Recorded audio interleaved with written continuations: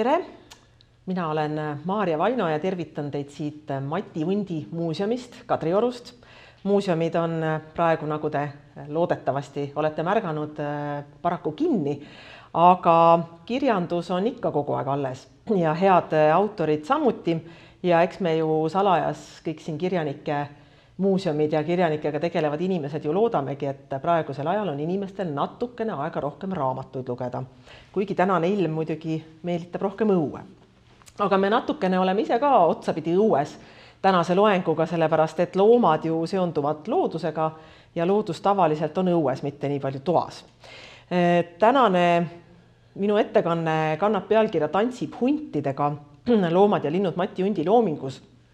Ja muidugi alguses, kui ma seda pealkirja mõtlesin, siis lihtsalt see oli kiusatus panna see Tantsib huntidega, et mängida natuke selle Mati Undi nimega, aga võib-olla loengu lõpuks me jõuame järeldusele, et see ei olegi täitsa välja mõeldud pealkiri, vaid isegi kuidagi seostub Mati Undi loominguga.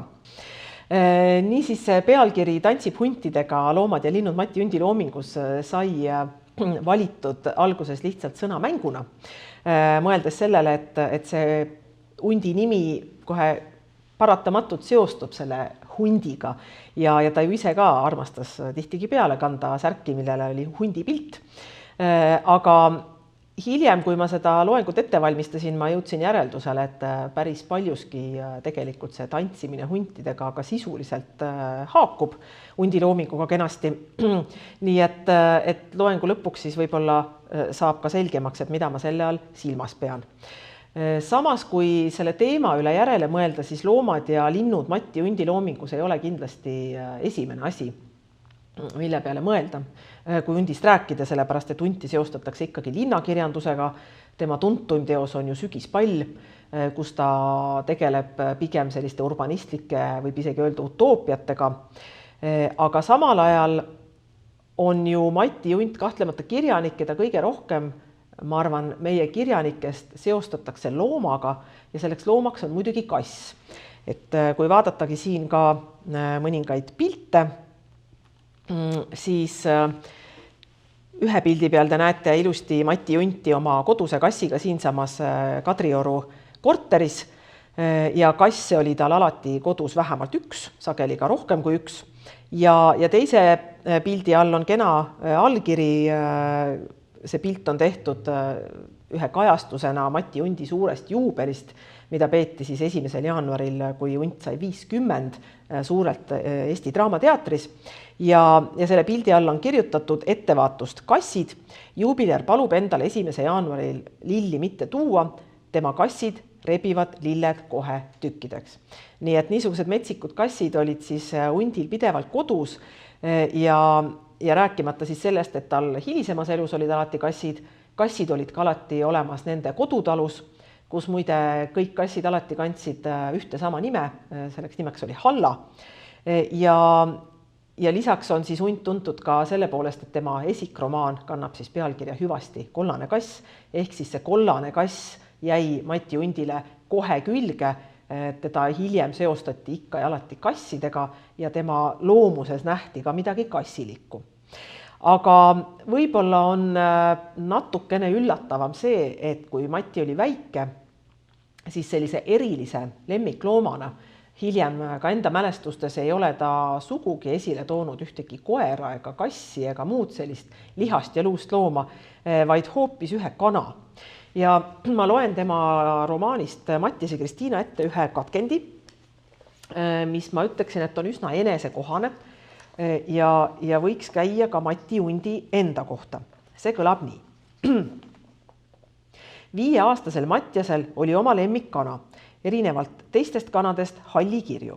See kana armastas Mattiast, sõi ta peopesalt, hüppas talle õlale ja tukkus seal. Tema ilme läks lahku ülejäänud kanade loiust rumalast vaatest. Kust see kana sattus siia maailma, miks, seda ei teadnud keegi. Iialgi ei olnud kirju kana ja teiste kanade vahel märgata mingit tüli, ehkki ka mitte otsest sõprust. Kirju kana ei munenud teistest rohkem, pigem vähem ja teda hoiti õieti ainult Mattiase pärast. Mattias söötis teda eraldi aidanurga taga ja tasuks armastuse eest vastas kana oma armastusega ja lendas mitmel korral hommikul aknast Mattiase tuppa teda äratama. Ühel hommikul leiti kana laudast põhult surnuna, sama põhjusetult siit lahkunud, nagu ta siia oli tulnudki. Mattias ja vanaema matsid kana maha otse kuuri otsa juurde metsa äärde umbes poole meetri sügavusele, kusjuures vanaema meisterdas 2 kepist ja mustast lindist risti. Kui see lagunes, istutati kana hauale umbes 30 sentimeetri pikkune kuusetaim. Viimati maal käies nägi Mattias, et kuusk oli sirgunud ligi 2,5 meetri kõrguseks ja ta mõistis, et kuuse tugev vaigune juur on juba ammu kasvanud läbi hapra kanaluustiku ja selle lihatutest liigestest lahti murdnud. Nii et selline väike meenutus siis Mati Undi kanast. Tõepoolest on ka meenutustes kirjas, kuidas selle kana surm mõjus väikesele Matile väga sügavalt ja tõepoolest koos vanaemaga nad selle kanaga maha matsid ja see kana on siis võib-olla niisugune natukene ootamatum ja teistsugune seos, mis räägib ka muuhulgas tõesti sellest, et Mati Unt ju oli maalaps.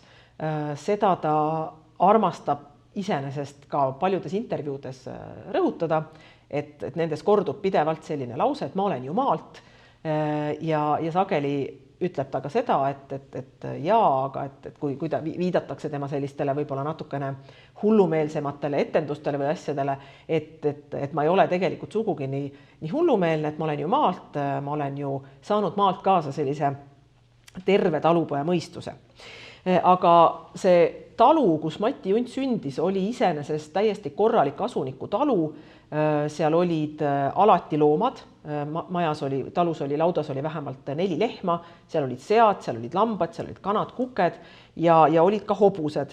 Nii et selles mõttes puutus Mati Unt ikkagi väikese lapsena päris palju nende taluloomadega kokku ja nendest loomadest on tal võib-olla isegi rohkem selliseid meenutusi või kogemusi kui siis erinevatest rasketest talutöödest, mida võib-olla maalastega sagedamini seostatakse, sest nendest talutöödest hoidis ta ise eemale, need ei huvitanud teda ja tegelikult vanemad ka ei sundinud teda neid tegema, mida pandi siis nii kodukülas kui ka hiljem tädi Ella poolt, kelle juures Mati Unt siis Tartus elas, kes oli siis see kuulus kollase kassi peategelane, üks peategelasi. Ka tädi Ella pani siis seda pahaks, et poisil ei ole tegelikult õpetatud töö tegemise kommet või sellist tööharjumust sisse. Aga kui tullagi siis natukene edasi selle teema juurde Unt ja taluloomad, siis võiks ära nentida lihtsalt selle, et see suhe loomadega oli Undil siis tänu sellele talupoisi kogemusele ikkagi olemas ja jällegi ühes intervjuus, kus tema käest nagu küsiti, et milliseid selliseid pööraseid asju ta on valmis tegema, et tema lavastustes on sageli väga palju sellist pöörast ja hullumeelset ja piiride ületamist, siis ühes intervjuus on ta siis sellele kenasti vastanud niimoodi, et tsiteerin, nojah, mul teatud põhimõtted on, lehmi ei tohi filmides põlema panna, loomad ei tohi vastutada dekadentide tegude eest, aga teatud anarhism mus on, ma ei saa sinna midagi teha. Nii et see võib-olla paneb siis päris kenasti paika selle Undi suhte loomadega, et ta ikkagi arvestas nende kui korralike elusolenditega ja ei soovinud selles mõttes mingil juhul panna nagu loomi kannatama, et see on iseenesest tänapäeva mõistes ikkagi niisugune väga aktsepteeritav vaatenurk, et ei olnud niimoodi, et loomad on nagu mingisugusedki mõistused tundetud olendid. Ja võib-olla võiks seda Mati Undi suhet just selliste taluloomadega, aga võib-olla ka loomadega laiemalt kirjeldada jällegi ühe tegelase kaudu. Tal on üks pala, mis kannab pealkirja Tõlkija ja seal on selline mõttekäik. Tsiteerin. Tõlkija naine kartis hiiri. Tõlkija kartis ka, aga ta ei öelnud seda kellelegi. Ta mõtlemine oli ökoloogiline, aga ta kartis loomi, sest ta oli jõudnud loodusest võõranduda. Ta ei saanud aru, mis loomad tahavad. Ja ma arvan, et see on üsna täpne ütlus ka Mati Undi enda kohta, sest et tõepoolest, kui ta kuskil 13-aastaselt oma kodutalust läks siis ära Tartusse õppima, siis jah, muidugi nooremana tihedamalt, aga mida kaugemale, seda harvemini ta tegelikult sinna kodutallu pöördus. Tal ei olnud mingit nostalgiat selle suhtes ja pigem see niisugune maapoisi kogemused siis tõesti sellest, kuidas ta seal üksiku poisina kasvas seal veel suures osas elektrifitseerimata pimedas maanurgas, avalduvadki tema loomingus sellisel alateadlikul moel, et teadlikult Mati Unt kunagi ei afišeerinud seda, et ta on mingisugunegi eriline maapoisi kogemusega, eriline loodussõber, et ta teab mingisuguseid asju teistest rohkem, kuigi tõenäoliselt ta teadis päris palju asju, sest et endast niisuguse natuke vanema sõbra Reinuga nad olid ju suured taimehuvilised, käisid taimi pildistamas, tal oli oma herbaarium, ta tundis tegelikult päris hästi erinevaid linnuliike, loomaliike, mida vanemaks ta sai, seda rohkem teda huvitasid ju ka erinevad sellised entsüklopeedilised teadmised, mis puudutasid ka loomi. Nii et iseenesest tal neid teadmisi ju oli, aga ta kunagi ei mänginud seda välja, et kuna ma olen maalt, siis ma neid loomi väga hästi tunnen ja ma oskan loomadega väga hästi käituda, et pigem oli ta eelistas ennast esitleda kui sellist abitut linnainimest, ütleme siis niimoodi. Ja kui nüüd tulla veel selle slaidi juurde, kus on ka see kuri haukuva koera pilt, siis koertega oli tõesti Mati Undil samasugune erisuhe nagu kassidega. Ja nagu pilt annab mõista, siis koertega oli see suhe hoopis teistsugune. Maakohtades, eriti pärast sõda, käis koer iga talu juurde ja mida kurjem see koer oli, seda parem, sellepärast et ringi hulkus igasugust kahtlast elementi ja koer oli tegelikult ikkagi sõna otseses mõttes niisugune nagu turvaelement ka. Ja kuigi, nagu juba öeldud, oma kodutalu koertega Mati Unt sai täiesti kenasti läbi, siis valdavalt ta ikkagi koeri väga kartis. Ja näiteks Ülo Tuulik on meenutanud, et sel ajal, kui Mati Unt elas juba siin Kadriorus, mingi aeg oli siin maja all pood ja inimesed, kes poodi tulid, sidusid oma koera ikkagi siia poe kõrvale, jätsid siis välja ootama, kuni nad ise poes käivad. Ja sageli oli siis Mati Unt olukorras, kus ta ei julgenud oma kodu uksest sisse minna, sellepärast, et kellegi ka näiteks väike taksikoer hirmutas teda piisavalt, et ta ei soovinud sellest koerast mööda minna ja tihtipeale ta kõndis lihtsalt teisel pool tänavat edasi-tagasi, kuni siis see omanik oli lõpuks käinud poes ära ja oma koeraga lahkunud. Või siis, kui mõni naaber, näiteks Ülo Tuulik, tuli ja siis oli see vahelüli selle koera ja Mati Undi vahel.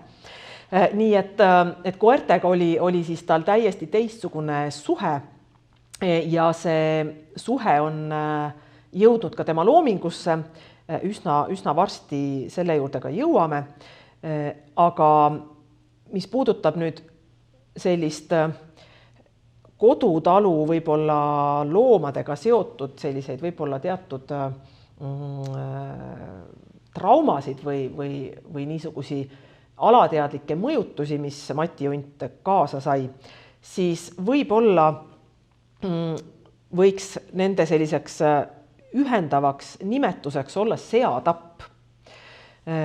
Üldse võib ka tõesti öelda seda, et kui vaadata Undiga noorpõlve selliseid palakesi, siis sageli just noorpõlves need loomadega seotud palad ikkagi asetuvad sinna kodutallu, et ikkagi need loomad ja see kodutalu on tal väga otseselt seotud, näiteks niisugune emale pühendatud väga tore väike palakene, mis kannab pealkirja Kassimaja, väga iseloomulik Mati Undile, soovitan seda lugeda, see on, ma arvan, et kogumikus Kuu nagu kustuv päike, et seal on kohe niisugune ka teatud niisugune müstika olemas ja selline Mati Undilik, aga mis puudutab jah, siis seda seatappu, siis jällegi ma loeksin ette ühe tsitaadi sellest samast romaanist Mattias ja Kristiina ja see kõlab nii. et Mattias oli siis seesama, tsiteerin, kes väikese poisina ei suutnud kuulda tapetava sea kisa ja sea tapmise päeval pidi ema kardinad ette tõmbama ja Mattias heitis voodisse ja peitis pea padja alla ja ema istus ta voodi äärde ja laulis laulu sellest, kuidas 2 laululindu jäid ööseks kaasiku. Aga Mattias kuulis või kujutles kuulvat läbi laulugi tapetava looma kimedat hädakisa. Ema ütles, et loom ei karju hirmust, ka mitte sellest, et teda parasjagu tapetakse, vaid valust, mida ei tekita buss, vaid esialgu ainult ümber jala seotud meeste poolt tiritav nöör. Kuid Mattias ei võtnud patja kõrvadelt. Ja siin tuleb nagu sisse niisugune ilmselge mõjutus, mille hunt sai ikkagi kodutalust just selle taluelu ja taluelu loomadega seonduvalt kaasa. Ja see on ikkagi loomade väga selge seos surmaga, sest et koduloomi üldiselt ikkagi peetakse sageli selleks, et nad lõpuks ära tappa ja ära süüa.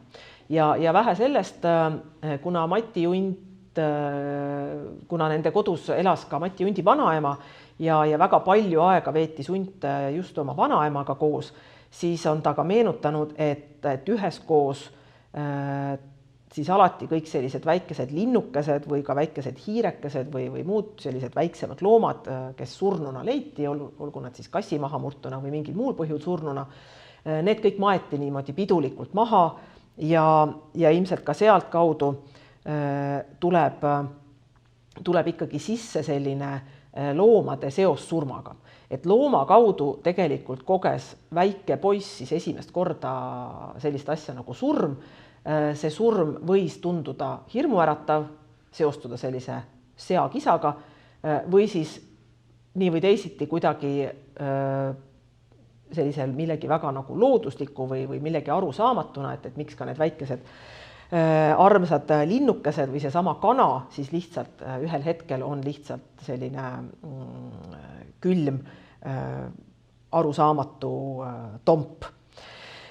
Ja ma loeksin ühest teisest romaanist ja kui me surnud ei ole, siis elame veel praegugi ette ühe väikese koha, mis ka selle loomalikkuse ja surmaga nagu hästi haakub. See on nüüd siis üks meenutuslik koht ühest tegelasest, kellest muidu eriti juttu ei ole, aga see on üks saksa sõdur, kes on siis saanud haavata ja on kuskil metsa peal katsub siis kuidagi seal ellu jääda. Ja loen edasi. Sel kuumal karjamaal oli ta kaotanud kogu lootuse ja nii oli see nüüdki. Okupant püüdis ennast küljeli keerata. Vastikult kiskus verest läbi imbunud munder ennast ihuküljest lahti ja siis pääses sõduri suust nimetu appihüüe loomalik karje olemise palge ees. Seda kuuldes ajas juht hunt kõrvad kikki ja ta pilku ilmus kollane, ahne sära. Tema karja ootas siin rikkalik saak, siin, kus püssirohu lõhn segunes vere lõhnaga. Loomad ootasid pimedust. See tuligi. Päike laskus silmapiirile ja kasvas läbi tolmu ja suitsu väga suureks, kuid kohe puudutas tema alumine äär metsa ja punane pall vajus kokku, jooksis õhust tühjaks, öö tuli. Ja siit tuleb siis nagu päris hästi ilmsiks see loomalikkuse seost surmaga, et ühest küljest loom kui mingisugunegi värav hundi jaoks surma juurde, sest et see loomade tapmine, loomade suremine, et see surm kuidagi seostus pigem loomadega, aga teisest küljest ka see inimese enda kuskil olev bioloogilisus ja loomalikkus, et ka inimene lõpuks kui selline loomast surmas mitte erinev olend. Ja selle pimeduse ja selle loomalikkusega seoses ma ikkagi tuleb kirjaniku puhul alati kasutada tema enda teksti, mitte siin ise liiga palju ümber jutustada. Tahaksin lugeda veel ühe koha, sest et selles eelmises tsitaadis oli ilusti toodud esile see pimedus, mis saabub.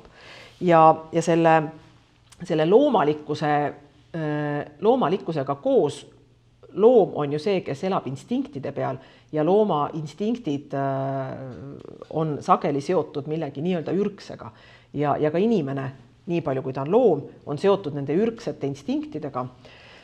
Ja Mati Hunt kirjeldab siis ühes oma palas seda, kuidas siinsamas Kadrioru pargis õhtul jalutama minnes tabab teda pimeduses mingisugunegi arusaamatu süütunne. Ja tsiteerin, ja selline nagu hirmutunne. Kuid meie ürghirm ei pruugi tulla alateadvusest, meie seest. Ta võib tulla ööst, kuid tal võivad olla 4 jalga ja mõõkhambad. Ta võib olla lihast ja luust. Nimelt mõõkhambulist ebatiigrit peavad Chatwin Brain ja osalt ka Alvarez nähtuseks, mis ajalooliselt ühendab kurjuse ja pimeduse inimajus. Ürginimene ei kartnud mitte ainult üksindust ja külma, vaid eelkõige mõõkhambulist pseudotiigrit, inimsööjat kassilist, keda nimetatakse dinofeelis. See noore elevandi suurune loom oli primaatide, seega ahvide ja inimeste taoliste tapja par excellence. Nii et see loomalikkus seostub hundil ka ikkagi millegi ürgsega, millegiga, mis iseenesest seob siis inimese loomaga, inimese ürghirmud, loomade ürghirmudega, mida samal ajal põhjustavad needsamad loomad.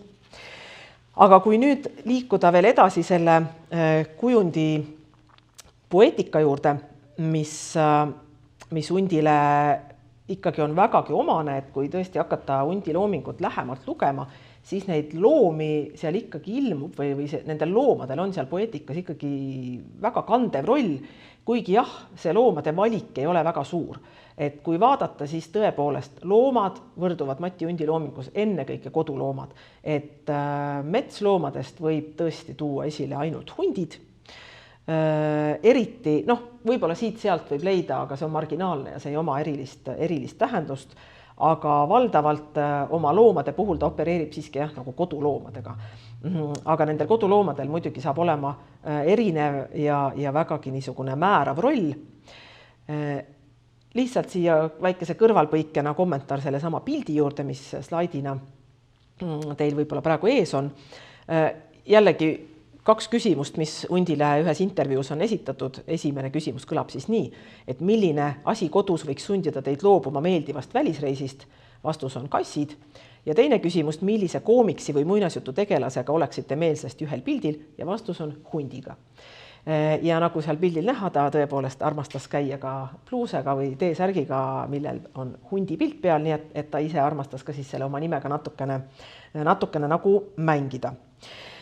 Aga kuivõrd nüüd juba oli juttu sellest, et nende sigade või selle seatapu ja nende väikeste loomakestega, keda väike Mati Hunt koos oma vanaemaga Mattis tuleb siis ilmsiks hundi jaoks kuskil teaduses seos nagu surmaga, siis võib tõepoolest öelda, et need loomad siis, kes valdavalt on tõepoolest kassid, koerad, kuked ja hundid Mati Hundi loomingus, seostuvad päris selgelt tema loomingus millegi võõraga, millegi teistsugusega, mida ju on põhimõtteliselt ka surm inimese jaoks. Ja see selline nagu teistsugusus või ka loomade teatud mütoloogiline tasand tuleb väga hästi ilmsiks juba Mati Hundi ühes varases palas, mis seekord on siis pühendatud tema isale, kannab siis pealkirja Lõvi jasmiinide all. Ja tsiteerin, too hirmus suur ja kollane loom sattus lõksu just selles orus, mis meie puuriida taga algas. Seal kaevu kõrval nende jasmiinide all viskles surma hirmus kuninglik kõrbeloom, kuni väike hall hiir talle ta valdused ja perekonna tagasi andis. Ja siin on nüüd ilusti näha, kuidas hunt seob siis sellise väga tavalise, ilmselt maailma ühe kõige tavalisema Eesti talu põõsaaluse, millegi väga mütoloogilisega, milleks on siis loomade kuningas, see Lõvi, kes saab siis päästetud ja oma valdused tagasi tänu ühele väikesele hiirele just nimelt seal, selle põõsa all, selle Mati Hundi kodutalu põõsa all.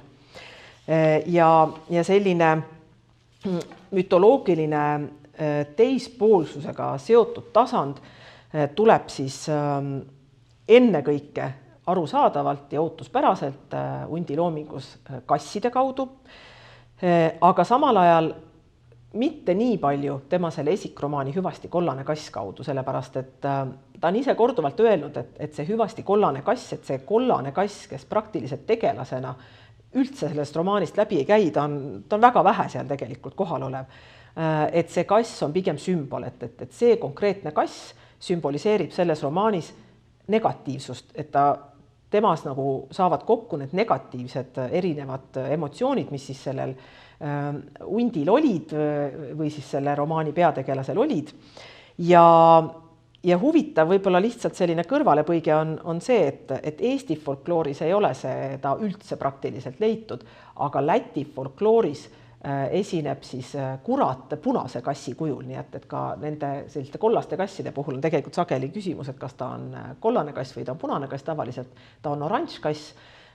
Ja lätlased siis on leidnud, et see on kuidagi nagu kuradiga, et kurat ilmub just sellise kassi kujul, nii et see negatiivne assotsiatsioon selles hüvasti kollases kassis, et see kurat on võib-olla tulnud siis sinna romaani oma negatiivsuses just selle kollase kassi näol.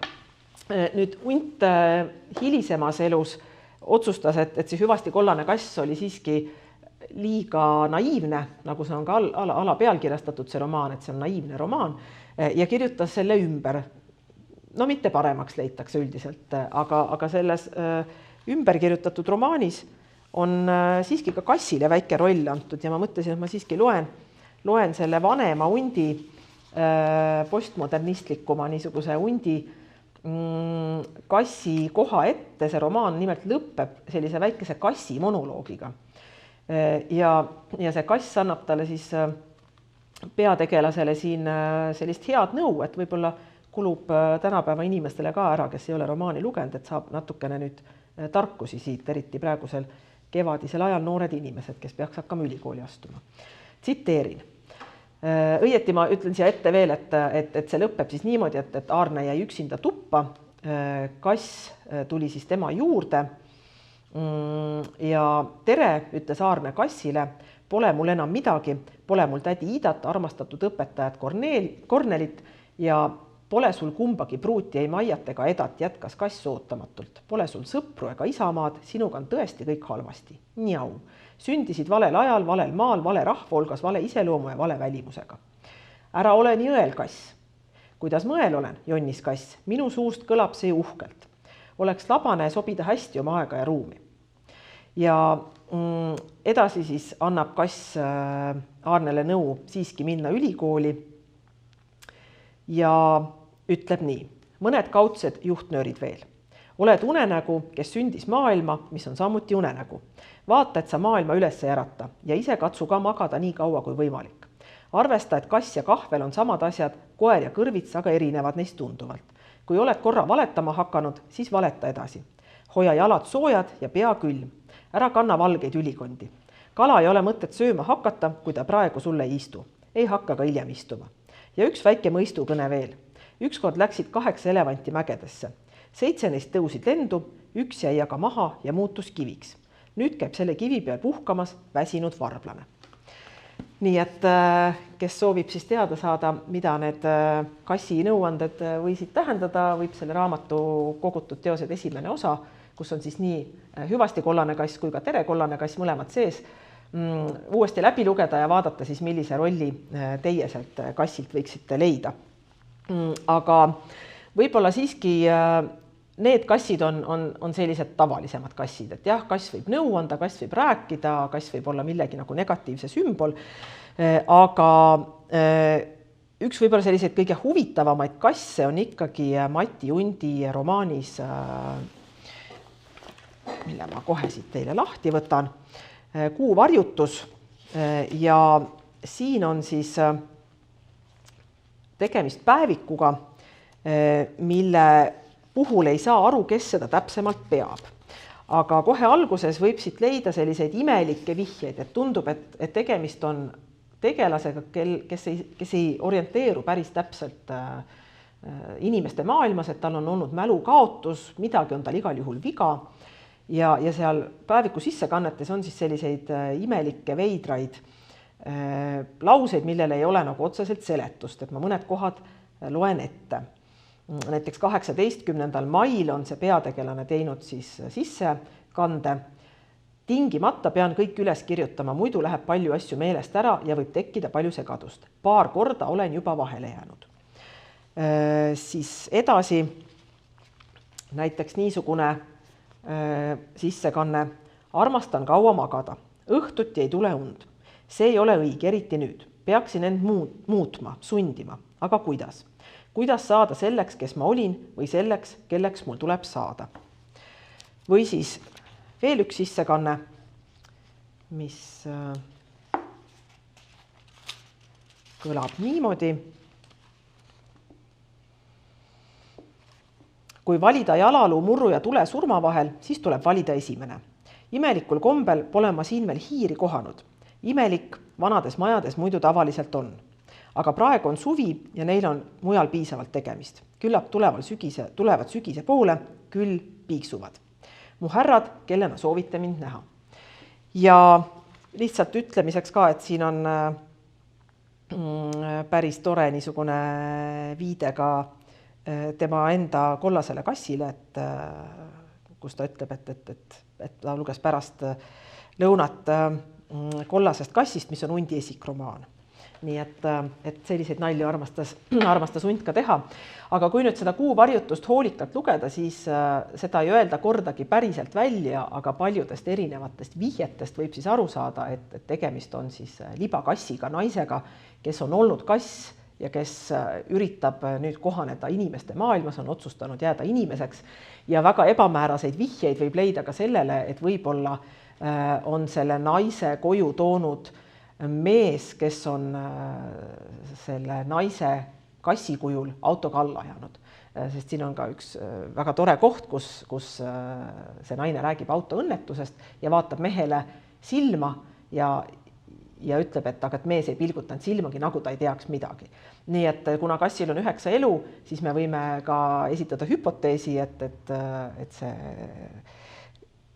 mees on ajanud kassi alla, ta on leidnud selle mälukaotusega naise, ta on selle koju viinud 2 nädala pärast, nagu see naine siin päevikus kirjutab, nad abielluvad, aga tema on pidevalt pooleldi kass edasi ja alles püüab õppida, kuidas siis selles inimeste maailmas hakkama saada.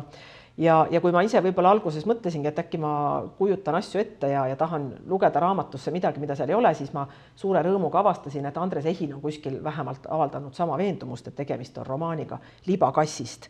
Nii et jällegi igaüks võib seda nüüd ise lugeda ja teha siis järeldused selle kohta, et kas teile tundub, et tegemist on seal sellise imeliku nagu libakassiga. Aga olulisemat või niisugust võib-olla saatanlikumat rolli kannavad siis Mati Hundi loomingus tõepoolest koerad. Ja kui kassid on tõesti sellised mõistatuslikud loomad ja ilmselgelt hundile meeldivad ja nendega seondub lihtsalt niisugune mõistatuslikkus kõige laiemas mõttes, siis koertega seoses ikkagi tuleb väga selge ohumärk alati hundi loomingusse. Ja ma loen nüüd ette mõned kohad, mis ma ise olen tema loomingust välja pikkinud, kus siis just see koerte niisugune negatiivne või ohtlik roll kenasti nagu välja tuleb. Ja muidugi mõned kohad on ka sellised, et võib öelda, et need mingil määral pärinevad siiski hundi lapsepõlvest jällegi, et seal samas kooliteel ta on palju meenutanud, et tal oli alati niisugune nui või kaigas käes, et millega siis koeri eemale peletada, sellepärast et neid hulkuvaid või lahtisi ja üsna kurje koeri oli siis ikkagi nagu liikumas ja see pidev hirm, vajadus selja taha vaadata, ega mõni koer teda taga ei aja ja mõni koer teda rünnata ei taha ja et mõni koer juba haukudes ei lähene, et see jäi talle nagu kuidagi elu lõpuni, et väga palju meenutatakse seda, et oli väga hundilik kõndida ja äkitselt taha vaadata või äkitselt kõrvale vaadata. Aga loomingus siis need koerad on jõudnud loomingusse nii, et see koerad ja haukumine saavad siis sellise ohu metafoori tähenduse ja võib siis päris selgelt täheldada, et kui hundi tekstis tekib mingisugunegi ohusituatsioon, kaasneb sellega väga sageli repliik koerad haukusid. Ja need haukuvad koerad siis juhatavad justkui selle ohtliku olukorra sisse. Ja loen siis ette mõned näited. Helina isa viibis koomas ja temaga ei saanud mingisugust kontakti. Öösel läks Helina emale haiglasse seltsiks. Mina saatsin teda. Kogu loodus oli täis pahaendelisi märke. Ma ei tea, mis minuga juhtus, sest äkki jäin ma seisma, haarasin Helinal käest kinni ja näitasin vaba käega ühe akna poole. Toas põles punane valgus ja aknalaual väljaspool kardinat istus liikumatult tilluke must koer. Helina ülepingutatud närvid ütlesid mu žestist üles ja ta pistis mind järele vedades jooksu. See on siis Tühirannast. Teine tsitaat. Lumine lagendik, mäenõlv, hall taevas selle kohal. Läbi lume põgeneb triibulises vangiriietuses mees. Ta on nõrkemas. Teda jälitab mitu koera. Mees püüab nendega võidelda. Koerad rebivad ta riideid. Haukumine ja lärm.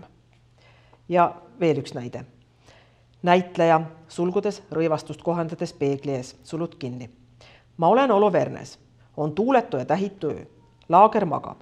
Kustuv lõke heidab telgi seintele müstilist valgust. Vaikus. Äkki hakkavad koerad haukuma.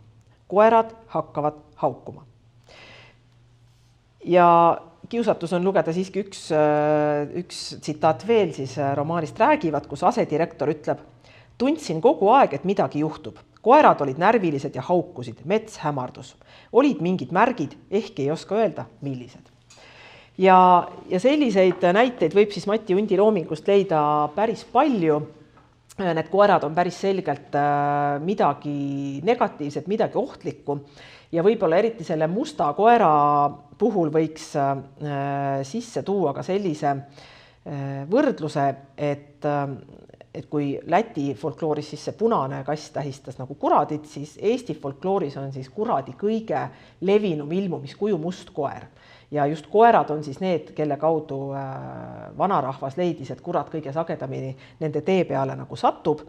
Ja loomulikult võib siin kohe meenutada ka näiteks Goethet, ka Faustile ilmus ju saatan Mephisto musta puudli kujul ja erinevates, väga paljudes erinevates folkloorides on siis koerad just nimelt seotud allilmaga, mida seostatakse siis põrguga, mida omakorda seostatakse kuradi ja saatanaga ja kellest siis tõenäoliselt kõige tuntum on muidugi kreeklaste Kerberos. Aga ka minu meelest Kalevipoeg peab võitlema koeraga, et põrgusse sisse saada. Et võib-olla ma praegu eksin, sest mul on erinevad mütoloogiad omavahel sassis, aga igal juhul koer on Kalevipoes kindlasti sellepärast, et kõik peavad ju teadma koerte nimesid. See on üks levinumaid küsimusi erinevates kirjandusviktoriinides. Aga ka näiteks egiptlaste Anubis oli ju vahendaja kahe maailma vahel, et tema oli ju see, kelle kätte siis surnute hinged läksid pärast surma ja kes siis neid kaalus ja kes nad surnute riiki juhatas. Ja neid näiteid on veel päris palju ka Põhjala mütoloogiast ja nii edasi. Nii et koerad on päris nagu selgelt seotud teispoolsusega ja Mati Undil siis ka võib-olla sellise hirmutava, võib-olla sellise saatanliku teispoolsusega, ohtlikkusega, mida ju lõpuks teispoolsus ongi, mida on ka surm ja mida kahtlemata on kurat. Ja seetõttu võib-olla ei ole ka väga üllatav, et need koerad transformeeruvad või liiguvad siis väga palju, väga sageli Undi loomingus ka libahuntideks, et need hundid huvitasid Unti koertest selle võrra rohkem, et kui koer on siiski, öeldakse ka seal samas rahvasuus öeldakse, et just nimelt koera seostatakse kuradiga tuleneb sellest, et nii kurat kui koer vajavad inimest, et nad on mõlemad inimesele hästi lähedal, et kumbki ei saa ilma inimeseta ja kuskil vist seal samas Mattiases ja Kristiinas on ka üks repliik selle kohta, et peategelane ei taha jääda koeraga tuppa üksinda, sest et koera pilgus on liiga palju inimlikku, et koer saab võib-olla liiga palju aru asjadest, et see koera seos nagu jah, et nad on inimesega väga tihedalt seotud, mida ei ole libahundid, et libahundid on tegelikult ju kehastavad kõige rohkem seda, mis võiks olla inimesele võõras ka teises inimeses. Et see, et inimesed jooksevad loomaks, on tegelikult ju ka viide sellele, et inimesed võivad ka olla inimesele võõrad, inimene võib olla inimesele hunt ja see niisugune seos hundi ja teispoolsuse ja mütoloogiatega tuleb muidugi Undi loomingus kõige paremini välja tema romaanis ja kui me surnud ei ole, siis elame praegugi. aga neid libahunte ja libasust võib leida ikkagi päris palju hundiloomingus mujalgi. Ja eriti hästi tuleb see tõesti välja tema viimases romaanis, Brechti romaanis, kus on seda muidugi väga raske leida, aga kus hunt tegelikult toob siis nagu need koerakoonlased ja selle libamaailma sisse just sellise maailmana, mis eksisteerib samaaegselt nende teiste ajadimensioonidega, et ta ei too seda midagi, mis on kuskil minevikus ja oli kunagi ammu, vaid et see on selline reaalsusdimensioon, mis võib lülituda meie maailma igal hetkel.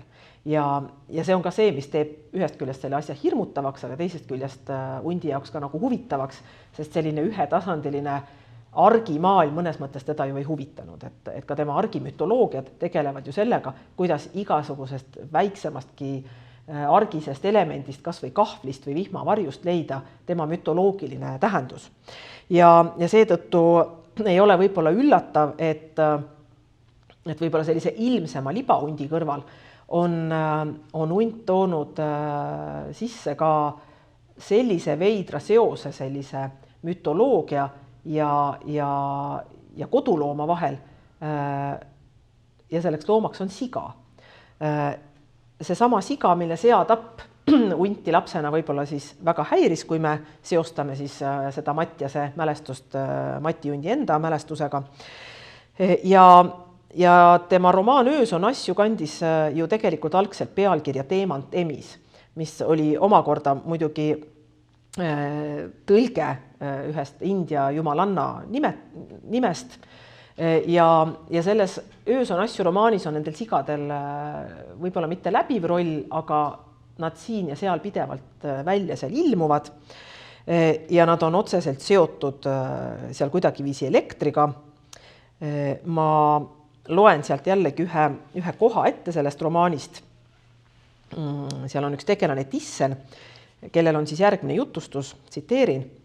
Kujutad ette vahelduva pilvisusega ilma, sooja on 21 kraadi, puhub läänetuul, sajab hoovihma ja see kõik juhtub Loivajõe lähistel. Ainult 3 korda on jõudnud müristada kaunis kaugel, kui äkki juhtub midagi erakordset. Ütleme, et seatalitaja nimi on Linda, ta söödab sigu. Käib valik ärgatus ja midagi lendab sigade jooksuaeda viivast luugist, sigalasse. Talitaja paisatakse vastu vahekäigu ust. Sead kerkivad maast nagu õhupallid, tõusevad sulgude ülaservast kõrgemale, mõni lendab isegi ühest sulust teise.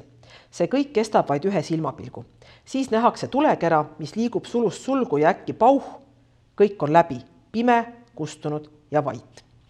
Ehk siis niisugune keravälgu kirjeldus, mis tabab neid sigu ja muidugi on siin nagu väga selge seos ühest küljest niisugune Mati hundilik viide sellisele piibelikule seosele olukorrast, kus siis Jeesus ajab sigadesse kurja vaimu ja välk ja müristamine ja sähvatused on ka ju jällegi folklooris väga sageli just välgutamist on seotud jällegi kuradiga ja selles romaanis ongi tegelikult üks peategelane elekter ja see elekter seostub millegi kurjaga, nii et seal on siis jällegi toodud hundilikud kokku seotud niisugused saatanlikud elemendid. Aga võib-olla veelgi huvitavam sigade assotsiatsioon tekib sealt samast romaanist Kuu varjutus, mida ma siin juba natukene, millest ma juba rääkisin. Ja seal on ühes sissekandes üks täiesti, võiks isegi öelda suvaline sissekanne või niisugune repliik. Tsiteerin. Muidugi algasid atmosfääri häired. Muusika kadus raginasse, siis lõi välk puusse ja sulgudes repliik. Õues seisis sea näoga naine, kolpadest kee kaelas, lapse luukere käes, teises verd täis kruus. Sulud kinni, tsitaadi lõpp. Jällegi võime näha, et elektervälk on seotud millegi väga saatanlikuga, sest et see olukord, mida ta kirjeldab, see sea peaga naine on ju midagi küllaltki sellist satanistlikku verd täis kruusiga. Aga võib-olla huvitav on siiski see, et siin on nagu viidatud siis inimesele, kellel on loomapea ja see viib ikkagi selle Mati Undi looma käsitluse päris selgelt niisugusele mütoloogilisele tasandile. Looma peaga olendid, inimese keha ja looma peaga olendid on ju mütoloogiast tuntud ennekõike jällegi Egiptuse mütoloogiast, aga teisest küljest neid leiab ka mujalgi, Kreeka mütoloogiast ja mujaltki. Looma peaga egiptlased näiteks tähistasid siis neid olendeid, kui nad oma kuulsaid maalinguid tegid, pilte tegid, et eristada siis inimest jumalast, et jumal oli looma peaga. Ja samamoodi erinevates mütoloogiates looma peaga on siis need olendid, kes vahendavad inimeste ja jumalate vahelist maailma. Ja see looma pea või jumala markeerimine mingi looma või tema omadustega tähistab siis ikkagi mingisugustki põhimõttelist teistsugusust ja põhimõtteliselt ka midagi, mida võiks nimetada pühaks, sest jumalad igal juhul on seotud sakraalse maailmaga, nad ei ole ju profaansed, nagu nad ei ole siit ilmast. Ja jällegi seal samas romaanis Öös on asju on ju paljuski tegemist šamaanidega, Lennart Meri šamaanide abiga päästab seal maailma. Ja šamaanid on ju ka need, kes looma nahka enda peale tõmmates selle looma naha kaudu sisenevad siis sellesse teispoolsusesse, sagedamini küll selleks, et midagi korda seada siinpoolsuses, et seal teispoolsuses sätitakse siis selle siinpoolse maailma asju nagu korda. Aga igal juhul võib öelda, et loomad Mati Undi loomingus on siis ennekõike just nimelt seotud sellise mütoloogilise tasandiga, et võiks öelda, et kõik need loomad, keda Mati Unt kirjeldab, on mõnes mõttes natukene nagu need looma peaga olendid, kes siis vahendavad mingisugust teist maailma. Ja väga hästi tuleb see välja tõesti esimene ja ainus ja viimane lind peale selle kana, keda me siis siin nimetame, kukkede kaudu, kes siis on ju päris selgelt kõigile teadaolevalt folklooris seotud kuidagi saatanaga, et kui kukk kirjab 3 korda, siis peavad kõik vaimud minema tagasi siis sinna vaimude maailma. Ja loen siis viimase tsitaadi siit tänaseks ette. Pärineb see siis romaanist Öös on asju ja seal kirjutab Mati Unt niimoodi. Niisugune lind nagu kukk, olgu tal siis, alustan uuesti. Niisugune lind nagu kukk, olgu ta siis kanu või taevast vaatlev, on minu teadvusesse toonud arusaamise surmajärgsest elust, toonud hoopis enne Moodi või Kroffi raamatute lugemist. Kukk võib teada asju, mis meile kaugeks jäävad. Võib-olla teeb ta lahkumisettepaneku mõnele Aafrika türannile. Teised kuked viivad sõnumi edasi, isegi võimendavad seda nagu üksmeelse heakskiiduga. Niisugused palju teadvad kuked elavad kindlasti ka selles metsataguses külas, mõtlesin ma, ja ma mäletan, et veel mõtlesin, kas sel ööl laulavad kuked. Ütlen veel kord uuesti. Ja ma mäletan, et veel mõtlesin, kas sel ööl laulvad kuked, mitte mind silmas ei pea. Ehk siis kukkede kaudu ütleb Mati Unt selles romaanis Öös on asju selgelt välja selle, mida me siin niimoodi ringiga oleme selle loengu kaudu käsitlenud. Loomad teavad midagi, mida inimesed ei tea. Loomad on midagi põhimõtteliselt võõrast inimesele, seetõttu nad sobivad esindama neid teadmisi, kogemusi ja maailmu, millest inimesel ei ole aimugi ja seetõttu on nad natukene ohtlikud, natuke hirmuäratavad, aga kõige selle juures on ikkagi need loomad ja linnud inimesega ühenduses see kaudu, et surmas on nad kõik ühesugused, surmas ei ole inimene teistsugune kui loom ja see surm, mis on siis see kõige suurem tundmatu ja võõras, on siis see, mis ikkagi kokkuvõttes ka seda looma ja inimest laias laastus ühendab. Selline oleks siis väike ülevaade Mati Undi lindudest ja loomadest ja võib-olla, et mitte niisuguse väga sünge või metafüüsilise sõnumiga lõpetada, tsiteeriks veel kord lõpetuseks Mati Unti, kes on siis iseenda kohta öelnud, et olen niisugune kodukass, ega ma džunglis eriti käia ei julge.